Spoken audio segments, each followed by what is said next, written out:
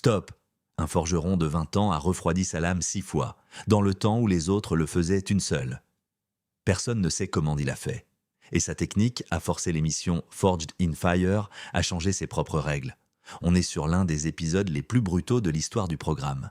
Les conditions sont tellement extrêmes que pendant la vérification finale, les lames de presque tous les finalistes se brisent. Toutes sauf une, celle d'un gamin que personne n'avait vu venir. Son nom, Escope.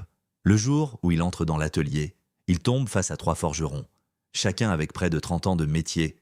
Lui, il a à peine la vingtaine. Le défi, fabriquer une lame dentée de 15 cm minimum, à partir de l'acier de ciseaux industriels géants. Un métal si dur que la seule méthode viable, c'est le canister Damascus. Délai, 3 heures.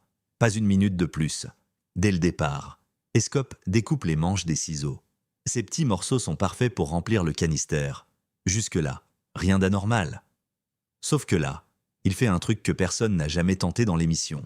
Il glisse une couche de papier tissu à l'intérieur du canister, puis il verse les morceaux d'acier mélangés à de la poudre de métal, et il scelle le tout.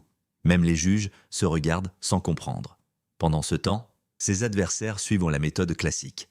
Ils nettoient chaque pièce. Ils polissent à la machine. Ils posent des couches séparatrices pour faciliter le démoulage. Propre, méthodique, sans risque. 1 heure passe, tout le monde amène son bloc à la presse. Et là, tous les regards se tournent vers Escope. Son canister va tenir ou exploser. Une seule pression, la couche extérieure se détache net. Le bloc sort propre, solide, dense en carbone. Aucun des 3 autres n'obtient cette qualité.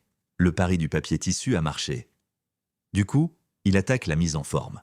Il taille les dents de la lame avec un outil triangulaire de défonçage.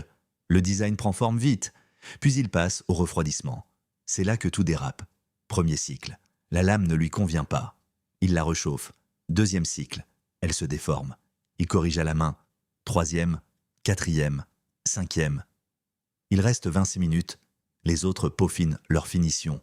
Eux ont terminé, mais Escope retourne à la forge. 6e refroidissement. 6 trempes dans le même temps imparti. Aucun forgeron de l'émission n'a jamais fait ça. Ni avant, ni depuis. Les juges ne disent plus un mot. Le chrono tombe à 0. Une lame, 6 cycles, 30 ans d'expérience en face.